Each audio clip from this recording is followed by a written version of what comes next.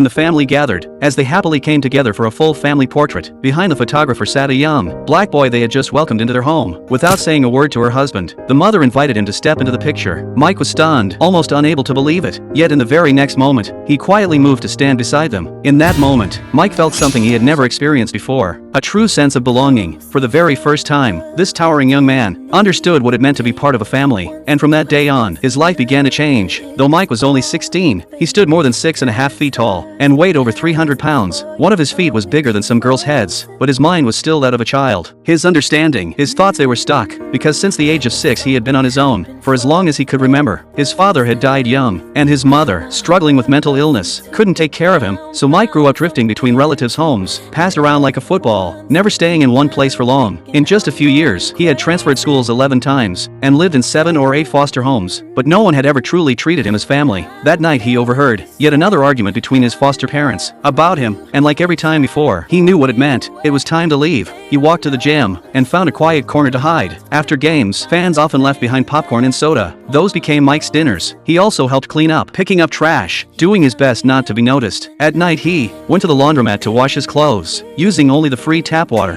He didn't even have soap. This was how he survived day by day, completely alone, and maybe it would have stayed that way if the Toohey family hadn't come along. It's freezing. What's his name again? Big Mike. Mr. Toohey rolled down the window and asked where Mike was headed. He said he was going to the gym, but Mrs. Toohey knew something didn't make sense. The gym had been closed for hours. Mike had lied. The truth was he had nowhere to go. She couldn't just drive away. So, she invited him into the car. That night Mike went home with them. When he stepped into their beautiful house, he could hardly believe what he was seeing. He had never been inside a home like that, let alone lived in one, because it all happened so fast. They hadn't prepared a room for him, so Mike slept on the couch, and Mrs. Toohey told him if he needed anything, he could come upstairs. But after saying that, she paused. A flicker of doubt crossed her mind. Could he be dangerous? Would he steal something? But the next morning her fears vanished. Mike had neatly folded the blanket. The sofa was spotless. Nothing in the house had been touched. And in that quiet moment, she realized he was a good kid. That day was Thanksgiving. Mike had nowhere else to go, so they invited him to join them for dinner. The food was incredible, piled high, endless choices. Mike didn't know how to react. He quietly took a small serving of rice. Then when no one was looking, grabbed a piece of bread, too afraid to take more. He didn't want anyone to think he was greedy. The whole family carried their plates into the living room to watch TV. Mike, unsure what to do, sat alone at the dinner table. Seeing this, Mrs. Toohey turned off the TV and gathered everyone back around the table. She wanted Mike to feel like one of the family. They held hands and said a prayer. Mike peeked through his eyes, barely believing it was real. Just the night before he had been alone in the cold, and now he was surrounded by warmth. The next day Mrs. Toohey took him shopping for clothes. Mike said he didn't need anything. He already had clothes, but they persuaded him. He had never been to a mall before, and clothes